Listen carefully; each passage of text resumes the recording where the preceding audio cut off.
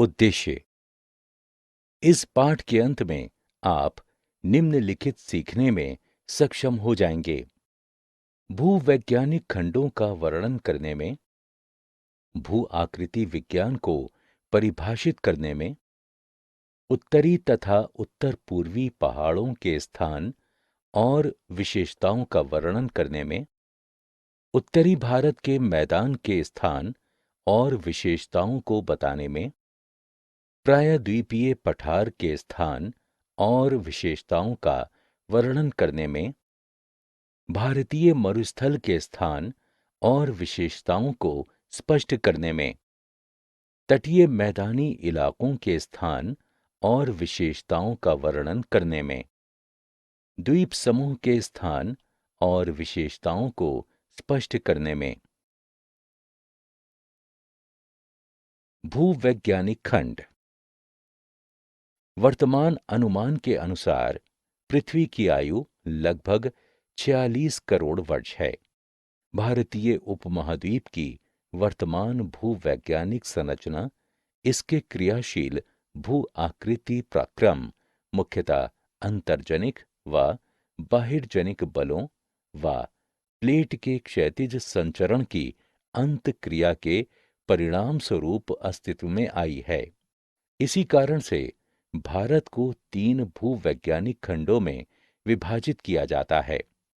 1 प्रायद्वीपीय खंड, 2 हिमालय और अन्य अतिरिक्त प्रायद्वीपीय पर्वतमालाएं, 3 सिंधु गंगा ब्रह्मपुत्र मैदान। आइए हम प्रत्येक का विवरण लें। प्रायद्वीपीय खंड एक दंतुरित रेखा जो कच्छ से आरंभ होकर अरावली की पहाड़ियों के पश्चिम से गुजरती है, प्रायद्वीपीय खंड की उत्तरी सीमा मानी जा सकती है। कार्बी एंगलांग व मेघालय का पठार तथा पश्चिम में राजस्थान भी इसी खंड के विस्तार हैं। प्रायद्वीप में मुख्यतः अवशिष्ट पहाड़ियां शामिल हैं, जैसे अरावली, जावादी, वेलिकोंडा, पालकोंडा श्रेणी और नल्लामाला आदि। हिमालय और अन्य अतिरिक्त प्रायद्वीपीय पर्वतमालाएं। प्रायद्वीपीय खंड के विपरीत हिमालय और अतिरिक्त प्रायद्वीपीय पर्वतमालाओं की भूवैज्ञानिक संरचना तरुण, दुर्बल और लचीली है। ये पर्वत वर्तमान समय में भी अंतर्जनिक व बहिर्जनिक बलों की अंतर्क्रियाओं से प्रभावित हैं, जिसके परिणाम स्वरूप इनमें वलन, भ्रंश और क्षेप बनते रहते हैं। सिंधु गंगा ब्रह्मपुत्र मैदान। ये भूवैज्ञानिक खंड सिंधु, गंगा और ब्रह्मपुत्र नदियों का मैदान है। हिमालय और प्रायद्वीप से निकलने वाली नदियां अपने साथ लाए हुए अवसादों से इसे पाट रही हैं। उत्तर तथा उत्तर पूर्वी पर्वतमाला।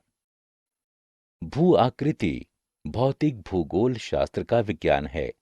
ये किसी स्थान पर संरचना विकास और उसकी प्रक्रिया है। भारत को 6 भू आकृतिक खंडों में बांटा जा सकता है। आइए हम प्रत्येक को विस्तार से जानें। उत्तर तथा उत्तर पूर्वी पर्वतमाला। उत्तर तथा उत्तर पूर्वी पर्वतमाला में हिमालय पर्वत और उत्तरी पूर्वी पहाड़ियां शामिल हैं। हिमालय में कई समानांतर पर्वत श्रृंखलाएं हैं, जैसे बृहत हिमालय, मध्य हिमालय और शिवालिक।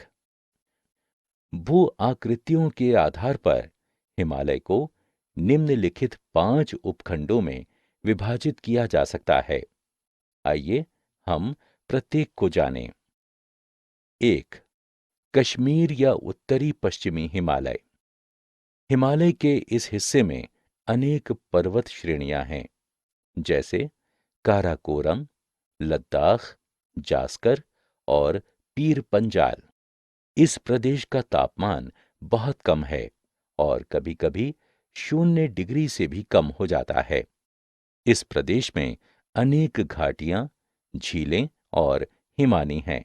इससे पर्यटन को बढ़ावा मिलता है। 2. हिमाचल और उत्तरांचल हिमालय। यह हिस्सा रावी और काली नदी के बीच स्थित है। ये भारत की दो मुख्य नदी तंत्रों सिंधु और गंगा द्वारा अपवाहित हैं।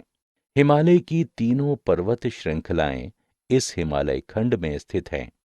लघु हिमालय इस भाग में ब्रिटिश प्रशासन द्वारा बनाए गए अनेक पर्वतीय नगर यानी हिल स्टेशन स्थित हैं। इस क्षेत्र की दो महत्वपूर्ण स्थलाकृतियां शिवालिक और दून हैं। 3.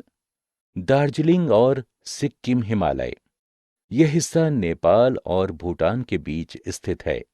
ये अपेक्षाकृत एक छोटा भाग है, जहां ऊंची चोटियां और गहरी घाटियां पाई जाती हैं। यहाँ की प्राकृतिक दशाओं का फायदा उठाकर अंग्रेजों ने यहाँ चाय और कॉफी के बागान लगाए। 4. अरुणाचल हिमालय। पूर्व में ये क्षेत्र भूटान हिमालय से लेकर डिफू दर्रे तक फैला है। ये क्षेत्र कई तेज बहती हुई नदियों और जैव विविधता से संपन्न है। इस क्षेत्र में अनेक देशज समुदायों की जनजातियां रहती हैं। उत्तरी भारत का मैदान एवं प्रायद्वीप। उत्तरी भारत का मैदान सिंधु, गंगा और ब्रह्मपुत्र नदियों द्वारा बहाकर लाए गए जलोढ़ निक्षेप से बना है। दिया गया चार्ट उत्तरी मैदान के प्रमुख क्षेत्रों को दर्शाता है। भाभर 8 से 10 किलोमीटर चौड़ाई की पतली पट्टी है, जो शिवालिक गिरिपाद के समानांतर फैली हुई है। भाभर के दक्षिण में तराई क्षेत्र है, जिसकी चौड़ाई 10 से 20 किलोमीटर है। ये क्षेत्र जैव विविधता से संपन्न है। तराई से दक्षिण में मैदान है, जो पुराने और नए जलोढ़ से बने होने के कारण बांगर और खादर कहलाता है। प्रायद्वीपीय पठार। प्रायद्वीपीय पठार तिकोने आकार वाला कटा फटा भूखंड है, जो पूर्व में राजमहल की पहाड़ियां, दक्षिण में इलायची की पहाड़ियां, पश्चिम में गिर की पहाड़ियां और उत्तर पश्चिम में दिल्ली प्रायद्वीपीय पठार की सीमाएं निर्धारित करती है। प्रायद्वीपीय भारत अनेक पठारों से मिलकर बना है, जैसे हजारीबाग का पठार, रांची का पठार, मालवा का पठार इत्यादि। जैसे यहां दिखाया गया है, प्रायद्वीपीय पठार को 3 भागों में बांटा जा सकता है। आइए हम प्रत्येक को विस्तार से जानें। 1. दक्कन का पठार। इस पठार की सीमा पूर्व में पूर्वी घाट, पश्चिम में पश्चिमी घाट और उत्तर में सतपुड़ा, मैकाल और महादेव की पहाड़ियों से जुड़ती हैं। पूर्वी घाट की तुलना में पश्चिमी घाट ऊंचे हैं। इसके अतिरिक्त ज्यादातर प्रायद्वीपीय नदियों की उत्पत्ति पश्चिमी घाट से है। 2. मध्य उच्च भूभाग। ये दक्कन के पठार की उत्तरी सीमा बनाते हैं। इस क्षेत्र की सीमा पश्चिम में अरावली श्रृंखला और पूर्व में राजमहल की पहाड़ियां हैं। 3. उत्तरी पूर्वी पठार। ये प्रायद्वीपीय पठार का ही एक विस्तारित भाग है। हिमालय की उत्पत्ति के समय भारतीय प्लेट के उत्तर पूर्व दिशा में खिसकने के कारण राजमहल की पहाड़ियों और मेघालय के पठार के बीच एक बड़ी भ्रंश घाटी बन गई थी और बाद में ये नदी द्वारा जमा किए गए जलोढ़ द्वारा पा। भारतीय मरुस्थल तटीय मैदान और द्वीप समूह। विशाल भारतीय मरुस्थल अरावली की पहाड़ियों के उत्तर पूर्व में स्थित है। कम वार्षिक वर्षा के कारण ये एक शुष्क और वनस्पति रहित क्षेत्र है। ढाल के आधार पर मरुस्थल को दो भागों में बांटा जा सकता है। एक, उत्तरी भाग, सिंध की ओर ढाल वाला। दो, दक्षिणी भाग, कच्छ के रन की ओर ढाल वाला। अल्पवृष्टि और बहुत अधिक वाष्पीकरण के कारण इस भाग में जल की कमी हो गई है। तटीय मैदान, जैसे यहाँ दिखाया गया है, भौगोलिक अवस्थिति के आधार पर तटीय मैदान को दो भागों में बांटा जा सकता है। पश्चिमी तटीय मैदान जलमग्न तटीय मैदानों के अच्छे उदाहरण हैं। यहाँ स्थित प्राकृतिक पत्तनों में कांडला, जेएलएन पत्तन, मरमागाओ, मैंगलोर और कोचीन शामिल हैं। जैसे यहाँ दिखाया गया है, पश्चिमी तट को विभिन्न भागों में विभाजित किया जा सकता है। पश्चिमी तटीय मैदान में बहने वाली नदियां डेल्टा नहीं बनाती हैं। पश्चिमी तटीय मैदान की तुलना में पूर्वी तटीय मैदान चौड़ा है और पूर्वी तटीय मैदान में बहने वाली नदियां लंबा चौड़ा डेल्टा बनाती हैं। द्वीप समूह, भारत में दो प्रमुख द्वीप समूह हैं। एक बंगाल की खाड़ी में, दूसरा अरब सागर में। जैसे यहाँ दिखाया गया है, बंगाल की खाड़ी के द्वीपों को दो श्रेणियों में बांटा जा सकता है। उत्तर में अंडमान द्वीप और दक्षिण में निकोबार द्वीप, दोनों 10 डिग्री चैनल द्वारा विभाजित हैं। अरब सागर के द्वीपों में लक्षद्वीप और मिनिकॉय शामिल हैं। पूरा द्वीप समूह प्रवाल निक्षेप से बना है। मिनिकॉय सबसे बड़ा द्वीप है। सारांश, हमने जो कुछ सीखा है उसे संक्षेप में दोहराएं। भारतीय उपमहाद्वीप की वर्तमान भूवैज्ञानिक संरचना इसके क्रियाशील भू आकृति पराक्रम मुख्यतः अंतर्जनिक व बहिर्जनिक बलों व प्लेट के क्षैतिज संचरण की अंतःक्रिया के परिणाम स्वरूप अस्तित्व में आई है।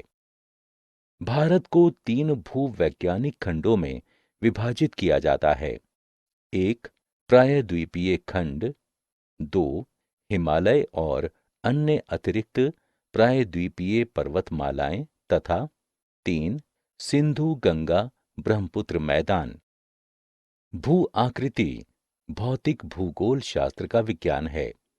ये किसी स्थान का संरचना विकास और उसकी प्रक्रिया है। भारत को 6 भू आकृतिक खंडों में बांटा जा सकता है। एक, उत्तर तथा उत्तर पूर्वी पर्वतमाला। दो, उत्तरी भारत का मैदान। तीन, प्रायद्वीपीय पठार। चार, भारतीय मरुस्थल। पांच, तटीय मैदान तथा छह, द्वीप समूह। भू आकृतियों के आधार पर हिमालय को निम्नलिखित 5 उपखंडों में विभाजित किया जा सकता है। एक, कश्मीर या उत्तरी पश्चिमी हिमालय। दो, हिमाचल और उत्तरांचल हिमालय। तीन, दार्जिलिंग और सिक्किम हिमालय। चार, अरुणाचल हिमालय तथा पांच, पूर्वी पहाड़ियां और पर्वत। उत्तरी भारत का मैदान सिंधु, गंगा और ब्रह्मपुत्र नदियों द्वारा बहाकर लाए गए जलोढ़ निक्षेप से बना है। उत्तरी भारत के मैदान को 3 भागों में बांटा जा सकता है। एक, भाभर। दो, तराई तथा तीन, जलोढ़ मैदान। जलोढ़ मैदान को बांगर और खादर में बांटा जा सकता है। प्रायद्वीपीय पठार तिकोने आकार वाले कटे फटे भूखंड हैं, जो पूर्व में राजमहल की पहाड़ियों, दक्षिण में इलायची की पहाड़ियों, पश्चिम में गिर की पहाड़ियों और उत्तर पश्चिम में दिल्ली प्रायद्वीपीय पठार की सीमाएं निर्धारित करती है। प्रायद्वीपीय पठार को 3 भागों में बांटा जा सकता है। एक दक्कन का पठार,